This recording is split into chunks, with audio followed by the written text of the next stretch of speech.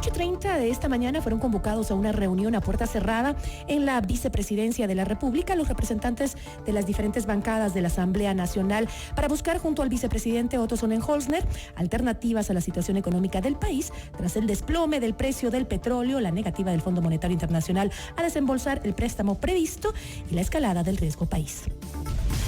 La entrevista a la carta, en diálogo directo con los protagonistas de los hechos. Nos acompaña a esta hora Juan Cristóbal Lloret, asambleísta de la Revolución Ciudadana. Asambleísta, gracias por acompañarnos. Buenas tardes. Muy buenas tardes, Gisela. Gracias por el espacio. Un cordial saludo a quienes nos escuchan a través de FM Mundo. Asambleísta, sé que usted estaba en esta reunión. Además de usted como representante de la Revolución Ciudadana, ¿quién más, qué otros bloques estaban ahí? Bueno, fue una invitación del presidente de la Asamblea Nacional. Entendemos una situación compleja y difícil y un escenario económico el cual maneja el gobierno nacional y algunos escenarios. Yo creo que eso es fruto precisamente de algunas políticas erróneas, erráticas del propio gobierno nacional, empezando por cambiarse a un modelo neoliberal de la mano del Fondo Monetario Internacional. En esta reunión estuvieron presentes algunos otros coordinadores de otras bancadas. ¿Estuvo la mayoría de la Asamblea, de los representantes de los bloques? Estuvieron casi todos los bloques. Pero tengo entendido que no estuvo ni el Social Cristiano ni Creo. Creo sí llegó, ¿sí? Estuvo Luis Pachala, que es el coordinador de la bancada. Y también me parece que faltó Pachacuti, que no estuvieron en esa reunión. Bueno, entiendo que están divididos en 2, 3 bloques. ¿Y por qué no iría el Partido Social Cristiano, que ha sido un aliado del gobierno?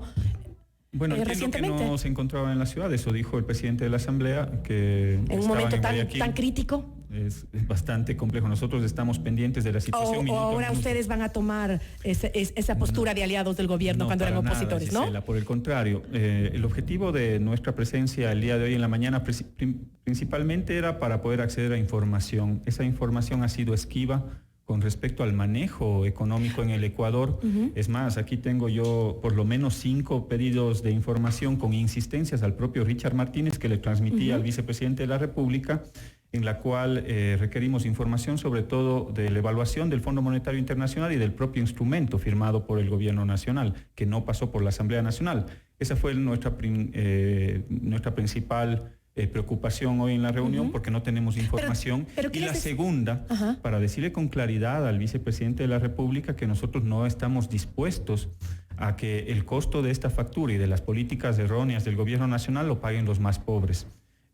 Nosotros no creemos que se tienen que eliminar los subsidios o seguir en esa política de recorte tan fuerte que ha llevado inclusive a un proceso recesivo en el Ecuador. Lo que sucede hoy en la economía, Gisela y ecuatorianos, es que afectaron con las políticas erráticas, erróneas del gobierno nacional, afectaron a la capacidad de consumo de los ciudadanos, con los despidos, con una serie de políticas de recorte del gasto público, porque no se puede de manera tan rápida y vertiginosa recortar el gasto público sin que el sector privado ponga también o haga su aporte, como lo ofrecieron el aporte de 20.000 millones de dólares que nunca llegó.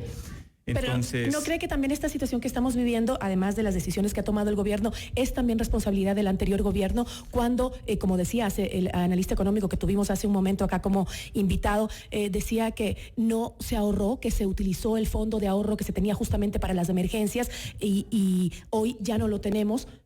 Justamente porque en el gobierno anterior se utilizó ese dinero que era para este tipo de emergencias. Mire, se utilizaron precisamente esos recursos en generar inversión, en mover la economía, en incrementar el tamaño de la economía. Pasamos de una economía de 47.000 millones de dólares en el 2007 a una economía en el 2017 de 100.000 millones de dólares. Es decir, se utilizaron esos recursos precisamente para ahorrarle en el futuro recursos al propio Estado. Por ejemplo, la inversión en hidroeléctricas, hoy tenemos soberanía energética, se invirtieron algunos miles de millones de dólares que hoy le están ahorrando 1.000 millones de dólares al año a este gobierno.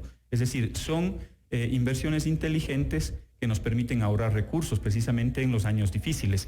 Y si es que vamos a la creación del fondo, y lo dije al vicepresidente el día de hoy, en la Ley de Desarrollo Productivo del año 2018, en agosto se genera un fondo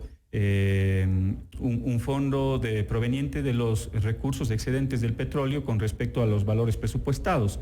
Pero lamentablemente, hasta la fecha ya han pasado más de 15, 18 meses, en el cual no tenemos resultados. ¿Existe ese fondo o no se tomaron las previsiones? Si ellos creen en la posibilidad de atarnos a fondos, bueno, ¿dónde están esos excesos de liquidez con respecto al presupuesto general del Estado? El vicepresidente no me lo pudo responder, por supuesto, porque no tenía la información a la mano, no estaba el ministro de Economía en esta reunión. Pero en esta reunión del día de hoy, que entiendo era para buscar alternativas y consensuar con los diferentes bloques de la Asamblea qué opciones se tiene el país para solucionar o poder salir de la situación en la que estamos ahora, ¿qué planteó el gobierno? ¿Qué dijo? ¿Cuáles podrían haber sido las alternativas? Algunos dicen que es el momento de justamente eliminar los subsidios para en algo poder solventar la situación.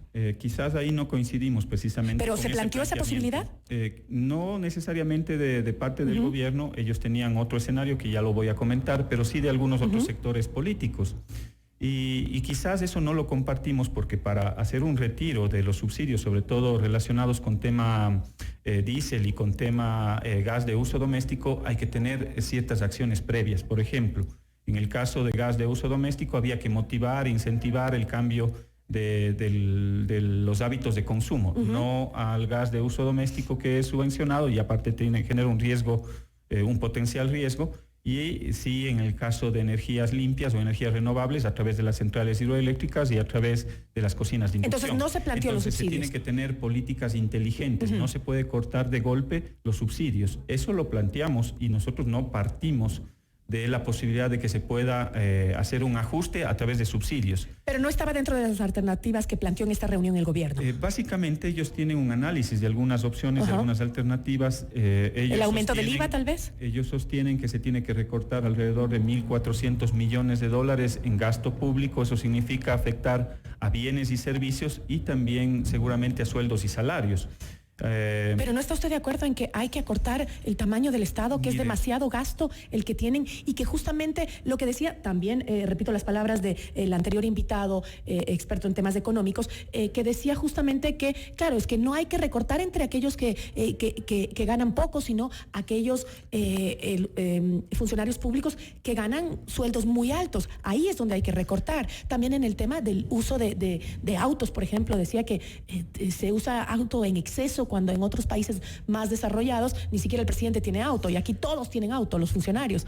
Son gastos innecesarios. Le hice algunas reflexiones en la mesa con respecto a este tema, al recorte, a seguir recortando el tamaño del Estado. Lo que han logrado en este tiempo es afectar a la capacidad de consumo, porque uno de los dinamizadores de la economía venía desde lo público.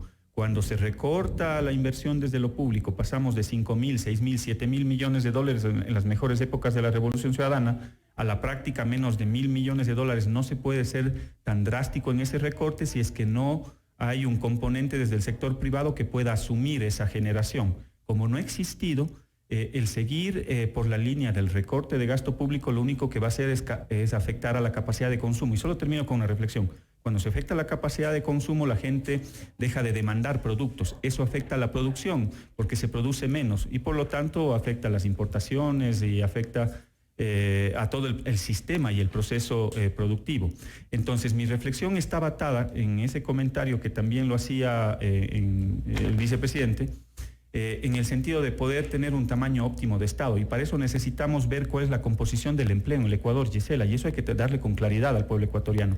De cada 10 empleos, 7 empleos vienen de la pequeña industria, de los actores de la economía popular y solidaria, 2 empleos vienen de la gran industria y 1 empleo de cada 10 viene del sector público. Entonces no nos pueden venir a decir que tenemos un Estado abultado. Es más, cuando se plantea el recorte de 1.400 millones de dólares, yo le pregunto, ¿de dónde van a recortar? Si el 85% del empleo en el sector público está en 5 áreas: salud, educación, seguridad social, justicia y seguridad ciudadana. ¿Y de dónde le dijeron que van a recortar? Entonces, ¿de dónde van a recortar? Esa fue mi interrogante que le planteé en la mesa. ¿Hubo respuesta respecto o no? a ese recorte de los 1.400 millones de dólares? No porque eso lo manejaban como uno de los escenarios. Entiendo que tienen algunas otras reuniones. Asambleísta, sí, quisieras interrumpir esta entrevista porque, como usted dice, hay otra reunión que se está dando en este momento y está ahí nuestro compañero Freddy Paredes, está en el Palacio de Carondelet, donde se realiza esta otra reunión entre el presidente Lenín Moreno y varios ministros de Estado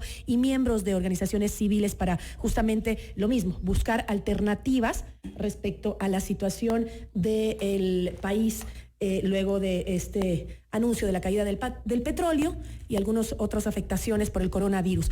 Estamos justo en contacto desde Carondelet con Freddy Paredes. Freddy, ¿cómo estás? Muy buenas tardes, te escuchamos. ¿En qué situación, cuál es la conversación que se da ahora con los sectores sociales y el presidente Lenín Moreno? Hola Gisela, saludos cordiales a los amigos oyentes de Notimundo a la Carta. En efecto, estamos en el Palacio de Carondelet.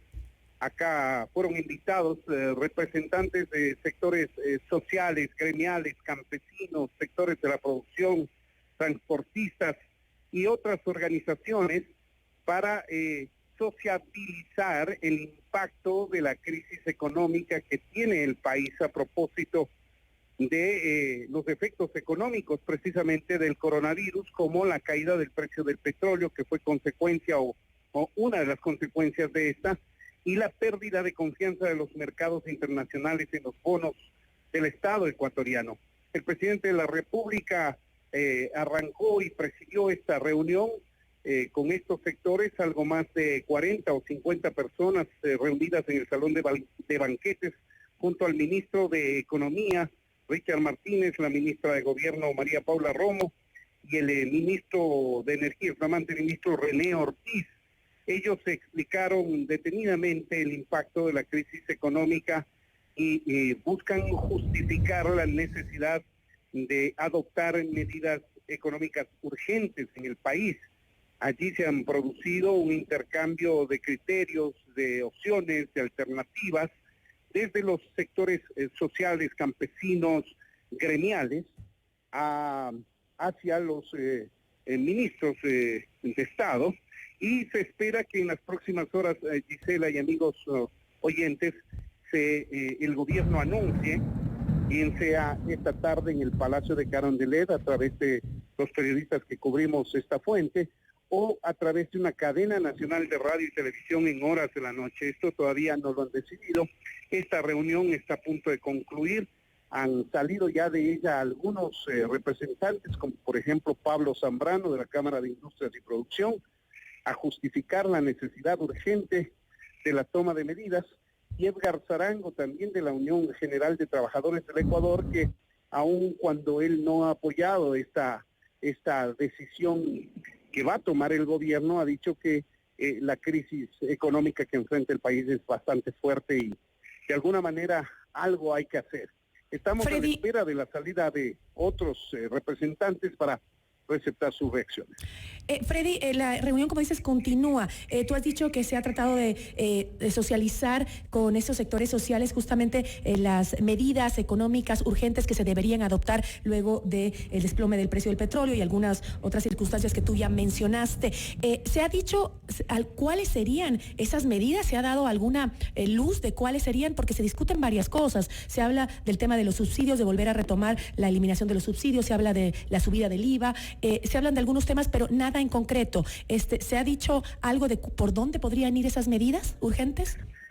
Bueno, necesariamente el gobierno va a retomar la focalización de subsidios. De hecho, el presidente, antes de retirarse y dejar que la reunión la maneje el ministro de Economía junto a la ministra de Gobierno, ha dicho que él quisiera dejar fijada una política de focalización de subsidios con estos sectores a los que está dispuesto a escucharlos, y ha dicho también que él personalmente ha hablado con altos ejecutivos del Fondo Monetario Internacional y que le han ratificado el apoyo al programa económico suscrito con el Estado ecuatoriano.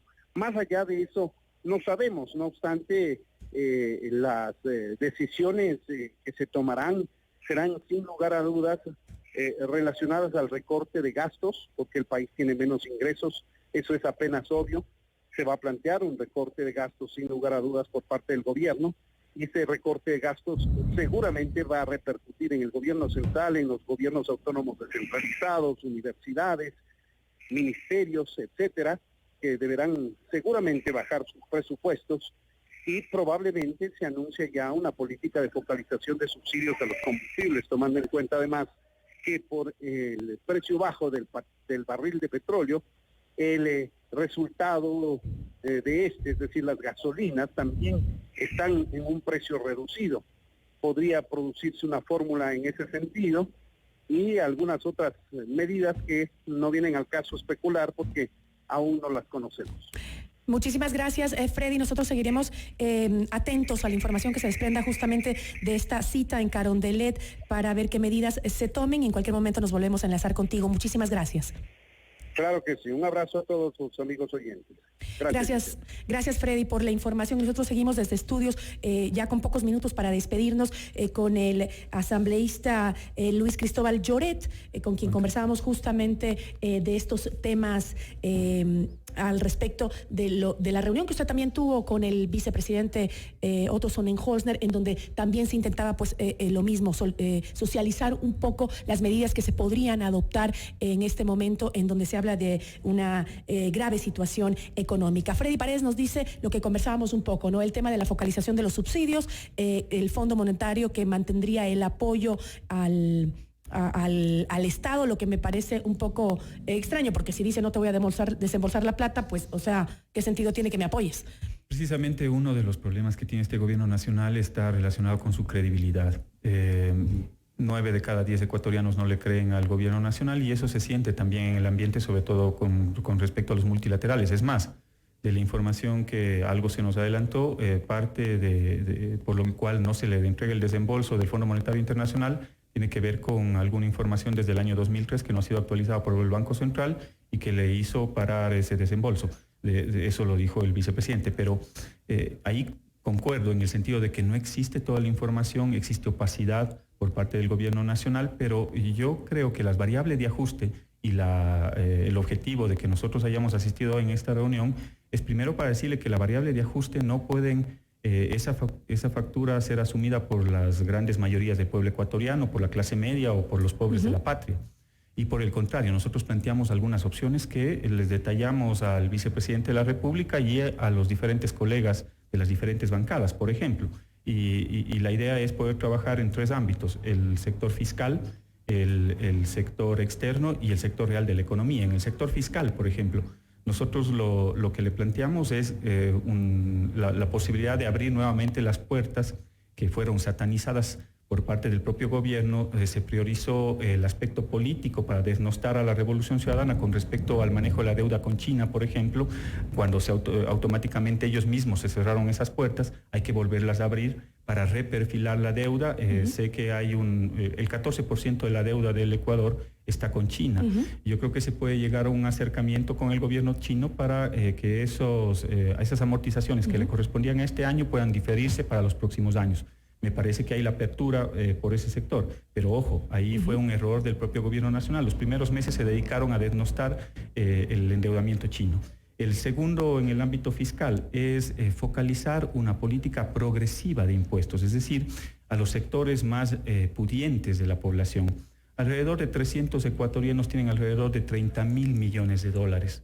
Lo que nosotros le planteamos es la posibilidad y la viabilidad desde la Asamblea Nacional de poder ubicar impuestos. Pero eso ya se planteó, eso se había planteado justamente impuestos para las personas que más tienen en las reformas anteriores. Sí, pero al final lo que está pasando en el Ecuador es que por cada $1.000.000 se está pagando $1.000 como una contribución especial y que luego en los próximos años inclusive es deducible de los propios impuestos. Ese no es el objetivo. Hay que tener políticas sostenibles en el largo plazo. Y a mí me parece que una propuesta de redistribución, inclusive de la propia renta, va enfocada a la focalización de los impuestos en los sectores económicos. Otra medida que nosotros le planteamos para el sector fiscal: el propio gobierno nacional se dio un tiro en el pie cuando aprobaron la ley Trole 2, en el cual impedía, por ejemplo, tener herramientas de política económica de financiamiento interno, cerrando la posibilidad de los CETES o certificados de corto plazo que puedan ser negociados al interior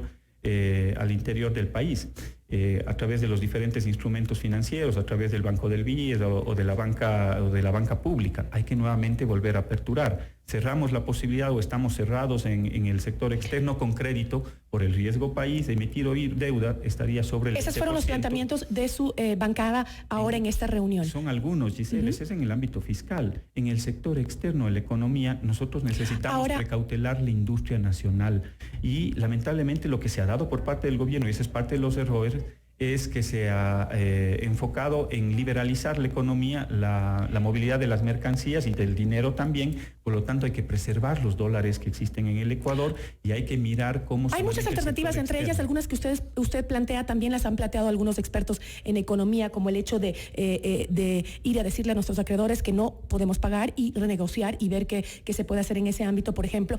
Hay algunas alternativas que se plantean, pero creo que es momento, y sobre todo se lo digo a usted, que es representante de la bancada de oposición al gobierno, de la Revolución Ciudadana, ¿no cree que es momento de dejar de culparnos de quién fue la culpa de que lleguemos a esta situación y unir esfuerzos y acordar qué se puede hacer por este país y un poco declinar posiciones, porque siempre estamos peleando de quién fue la culpa, si de Rafael Correa o del gobierno actual, y yo creo que es el momento de dejar de pelear y de poner manos a la obra para sacar adelante este país, porque la situación es realmente grave. Es muy complicada la situación y es por eso precisamente que nosotros acudimos a esta reunión.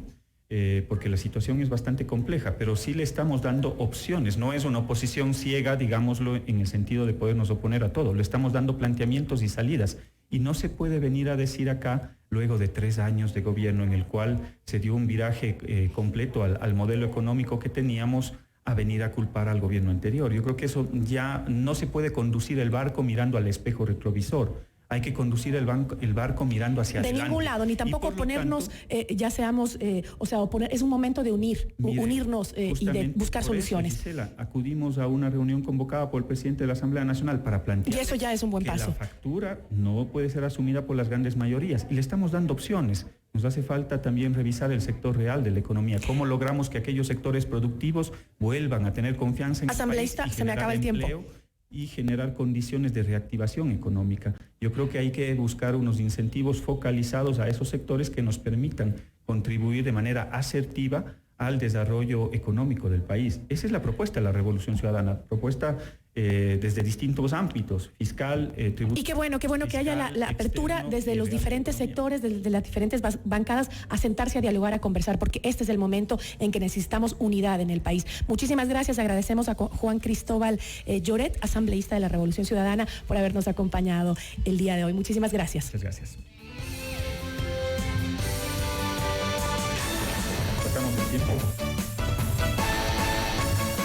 Y algunas menciones para ahora, antes de despedirnos. Noticia de última hora: Asiento busca hincha para que vea las finales del fútbol más importantes en Estambul y Barranquilla. Invierte $5,000 en Banco del Pacífico y podrá ser uno de los ganadores en viajar con todo pagado hacia la final de fútbol más importante de Europa y de América. Los 5 ganadores más sus acompañantes. Banco del Pacífico, innovando desde 1972. Gracias por habernos acompañado. Con esto me despido. Soy Gisela Bayona. Nos vemos mañana con más noticias. Esto es Notimundo a la Carta, siempre bien informados.